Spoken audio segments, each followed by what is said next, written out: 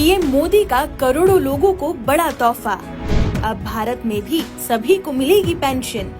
क्या है मोदी सरकार की नई स्कीम? किस किस को मिलेगा पेंशन का फायदा? तो चलिए आपको बताते हैं मोदी सरकार की नई स्कीम के बारे में, जिससे करोड़ों लोगों को लाभ मिलने वाला है। दरअसल मोदी सरकार जिस स्कीम को लाने जा रही है उसका नाम है यूनिवर्सल पेंशन स्कीम, जिससे मजदूरों से लेकर कारोबारियों तक को बड़ा फायदा मिलेगा।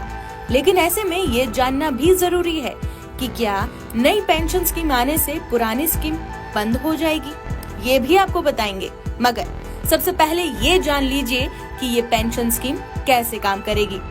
दरअसल UNFPA की रिपोर्ट के मुताबिक साल 2036 तक भारत की बुजुर्ग आबादी यानी 60 साल से ज्यादा उम्र के लोगों की संख्या 22.7 करोड़ तक पहुंच जाएगी, जो कुल आबादी का 15% है। साल 2050 तक ये आंकड़ा बढ़कर 34.7 करोड़ हो सकता है, यानी तब तक हर 5वां शख्स बुजुर्ग होगा, जिनमें ज्यादातर लोगों के पास बुढ़ापे में कोई सोशल सिक्योरिटी नहीं होगी। तो वहीं श्रम एवं रोजगार मंत्रालय के मुताबिक आगे आने वाले समय में सोशल सिक्योरिटी को ध्यान में रखते हुए सरकार यूनिवर्सल पेंशन स्कीम पर काम कर रही है। जानकारी के मुताबिक EPFO को इसका ड्राफ्ट बनाने का जिम्मा सौंपा गया है। अब जानते हैं कि यूनिवर्सल पेंशन स्कीम में किन किन लोगों को फायदा मिलेगा। रिपोर्ट्स के मुताबिक 18 साल के ज्यादा उम्र का कोई भी व्यक्ति जो 60 साल बाद पेंशन पाना चाहता है, वो इस स्कीम का फायदा उठा सकेगा।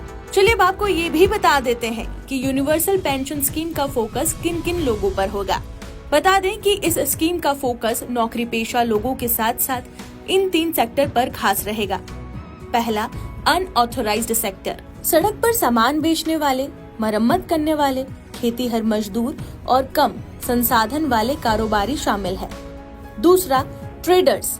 ऐसे लोग जो कपड़े, सामान, फाइनेंशियल प्रोडक्ट्स, सोना, अनाज, शेयर मार्केट में बॉन्ड या स्टॉक्स जैसी चीजें बेचकर पैसे कमाते हैं।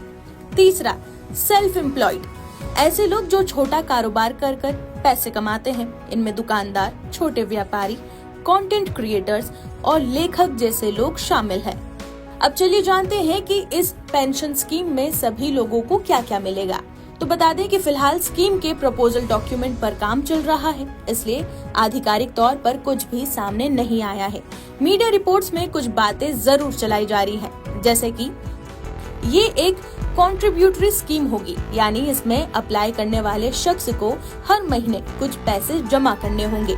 सरकार भी इसमें कुछ योगदान देगी। 60 साल की उम्र के बाद व्यक्ति का कुल कंट्रीब्यूशन, सरकार का अंशदान और उस पर मिले रिटर्न के आधार पर पेंशन की रकम तय होगी। इसमें पहले से चल रही अटल पेंशन जैसी योजनाओं को भी शामिल कर लिया जाएगा, ताकि सरकारी फंड का बेहतर इस्तेमाल हो सके। बहरहाल भारत में यूनिवर्सल पेंशन स्कीम का एग्जैक्ट मॉडल क्या होगा, ये तो घोषणा के बाद ही पता चलेगा।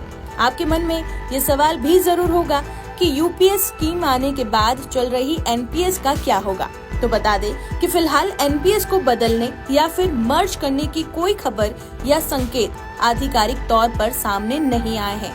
अनुमान लगाया जा रहा है कि ये पहले की तरह ही चलती रहेगी। यूनिवर्सल पेंशन स्कीम पर आप क्या राय रखते हैं, हमें कमेंट सेक्शन में जरूर बताएं। देश और दुनिया की तमाम जानकारियों के लिए बने रहें जी न्यूज़ के साथ।